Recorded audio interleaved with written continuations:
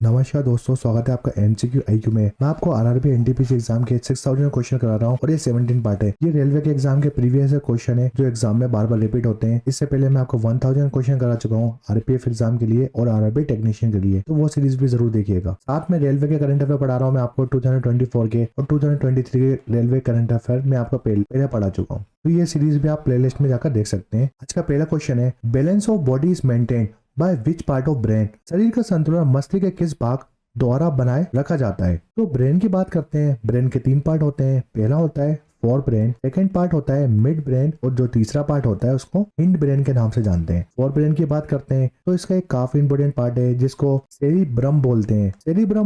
Cerebrum क्या करता है? ये पार्ट करता है जो हमारा आईक्यू लेवल है या इंटेलिजेंसी होती है ह्यूमन बॉडी में, वो इसकी वजह से होती है। ये कंट्रोल करता है, इसका फंक्शन है इंटेलिजेंसी कंट्रोल करना। जो आप याद रख सकते हो, मेमोरी होती है आपकी ह्यूमन बॉडी में, वो भी इसी की वजह से होती है। मिड ब्रेन में थैलेमस आता है और हाइपोथैलेमस आते हैं। ये दोनों चीज मिड ब्रेन में आती हैं। ये कुछ इंपॉर्टेंट पॉइंट्स बता रहा हूँ मैं आपको, वैसे तो बहुत कुछ आता है मगर इंपॉर्टेंट पॉइंट्स जान लो आप। फिर हिंड ब्रेन की बात करते हैं। इसमें आता है सेरिबेलम। सेरिबेलम क्या करता है? ये जो हमारा बॉडी का पोस्चर होता है उसको मेंटेन करता है। ह्यूमन बॉडी का जो पोस्चर होता है, जो ह्यूमन बॉडी में बैलेंस होता है, वो मेंटेन करता है सेरिबेलम। और ये हिंड ब्रेन का पार्ट है। अगर मैं आपसे पूछता हूँ कि लार्जेस्ट पार्ट कौन सा है ब्रेन का, तो वो है सेरिब्रम। सेरिब्रम जो है ना, वो लार्जेस्ट पार्ट है ब्रेन का। सेकंड लार्जेस्ट पार्ट है ब्रेन का सेरिबेलम। नेक्स्ट क्वेश्चन है, who is the father of genetic. अनुवंशिका के जनक कौन है? जेनेटिक के फादर हम बोलते हैं जिगोर मेंडल को। मेंडल को बोलते हैं जेनेटिक के फादर। नेक्स्ट क्वेश्चन है, Toda tribe belong to which region. Toda जनजाति किस क्षेत्र से संबंधित है? टोडा ट्राइब मेनली आपको नीलगिरी माउंटेन में मिलेगी और नीलगिरी माउंटेन है साउथ इंडिया में, वो भी तमिलनाडु में। तो क्वेश्चन आ सकता है कि कौन सी स्टेट में टोडा ट्राइब देखने को मिलती है, तो आप लगाएंगे तमिलनाडु में। कुछ इंपोर्टेंट ट्राइब बताता हूँ जिससे एग्जाम में हर बार क्वेश्चन आते हैं। आपने सुना होगा खलबेलिया ट्राइब। जो खलबेलिया ट्राइब है ये कौन सी स्टेट की ट्राइब है? तो ये है राजस्थान की। आपने स्नेक के बारे में सुना होगा, जो सांप होते हैं ना, सांप मूवमेंट करते हैं, तो ये ट्राइब में एक डांस होता है जो सांप के मूवमेंट पे बेस्ड है। और ये आपने देखा होगा जो सांप के लिए बांसुरी बजाते हैं ना, जो बीन बजाते हैं, ये बीन कौन बजाते हैं? ये ट्राइब वाले बीन बजाते हैं सांप के लिए। तो फेमस डांस है इनका स्नेक मूवमेंट डांस। तो खलबेलिया ट्राइब राजस्थान की ट्राइब है और इस एग्जाम में हर बार क्वेश्चन आता है। कुछ और ट्राइब देखते हैं। एक होती है Changpa tribe. Changpa tribe mainly Ladakh region में मिलती है आपको। ये काफी इंपोर्टेंट ट्राइब है लद्दाख की। गड्डी ट्राइब सुना होगा आपने बहुत बार। गड्डी ट्राइब कहाँ की है? तो ये हिमाचल प्रदेश की है।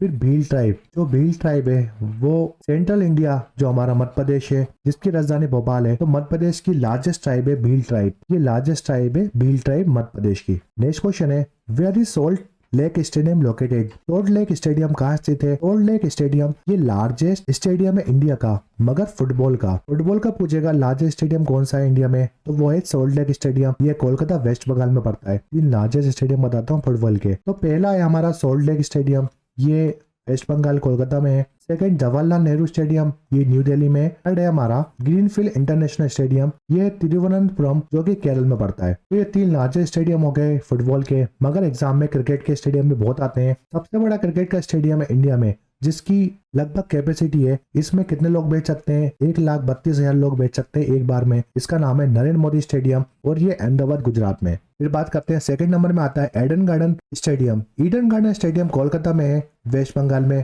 फिर थर्ड नंबर में आता है Shaheed Veer Narayan Singh international cricket stadium, ये है रायपुर। रायपुर छत्तीसगढ़ की राजधानी है, तो रायपुर में है Shaheed Veer Narayan Singh international cricket stadium. तो ये 3 स्टेडियम याद रखो, ये लार्जेस्ट स्टेडियम है क्रिकेट के। नेक्स्ट क्वेश्चन है, what is the formula of weight. वजन का सूत्र क्या है? तो वेट इज इक्वल टू होता है मास इनटू ग्रेविटी या एक्सीलरेशन ऑफ ग्रेविटी। तो मास इनटू ग्रेविटी इसका फॉर्मूला होता है वेट का। नेक्स्ट क्वेश्चन है, dash is present at the growing tip of stem and root and increase the their length. Dash तनों और जड़ों के बढ़ते सिरों पर मौजूद होता है और उनकी लंबाई बढ़ाता है। तो ऐसा कौन सा है जो स्टीम होती है और रूट होती है उनके तनों में, यानी उनके बिल्कुल कोनों में प्रेजेंट होता है और ये इन दोनों की लेंथ बढ़ाने में हेल्प करता है। इसको बोलते हैं apical meristematic tissue. Apical meristematic tissue ये स्टीम और रूट की लंबाई को बढ़ाने में काम आता है। नेक्स्ट क्वेश्चन है, fishes have how many chamber heart. मछलियों में कितने कक्षीय हृदय होते हैं? अगर मैं ह्यूमन की बात करता हूँ तो आपने सुना होगा एक ह्यूमन बॉडी में 4 चैम्बर हार्ट होता है। ह्यूमन बॉडी का 4 चैम्बर हार्ट होता है और ये क्लोज सर्कुलेशन करता है। क्लोज सर्कुलेशन होता है ह्यूमन बॉडी में। तो आप याद रखो, दो क्वेश्चन आ सकते हैं। ह्यूमन बॉडी में कितने चैम्बर हार्ट होता है? तो 4 सर्कुलेशन, तो 4 चैम्बर हार्ट होता है। और इसमें सर्कुलेशन कैसा होता है? तो क्लोज सर्कुलेशन होता है। ये ह्यूमन हार्ट हो गया और इसमें 4 चैम्बर हो जाएंगे। ये हो गया first chamber, second chamber, third chamber और फोर्थ चैम्बर। 4 चैम्बर हार्ट होता है ह्यूमन बॉडी में। और जो ब्लड सर्कुलेशन होता है ना, वो क्लोज होता है इसमें। तो क्लोज सर्कुलेशन होता है ह्यूमन हार्ट में और 4 चैम्बर होता है। मगर अगर मैं फिश की बात करता हूँ तो फिश में कितने चैम्बर होते हैं? फिश में सिर्फ 2 चैम्बर होते हैं। फिश में 2 चैम्बर होते हैं और इसमें सिंगल सर्कुलेशन होता है। सिंगल सर्कुलेशन होता है इसमें और 2 चैम्बर होते हैं हार्ट में। काफी इंपॉर्टेंट क्वेश्चन है। एक काफी इंपॉर्टेंट ये क्वेश्चन आता है, जो फिश होती है ना, उसकी रेस्पिरेशन ऑर्गन कौन सा होता है? यानी फिश सांस कहाँ से लेती है, वो ऑक्सीजन कहाँ से लेती है फिश? तो वो ग्रिल से लेती है। इसमें ग्रिल प्रेजेंट होता है, वहां से सांस लेती है फिश। अगर मैं एम्फीबियन की बात करता हूँ, एम्फीबियन के बारे में सुना होगा। एम्फीबियन वो जानवर होते हैं जो पानी में भी रह सकते हैं और लैंड में भी रह सकते हैं। जैसे फ्रॉग हो गया, वो बाहर भी रह सकता है पानी के और पानी के अंदर भी रह सकता है। तो ये कहाँ से सांस लेते हैं? इनकी रेस्पिरेशन साइट कौन सी है?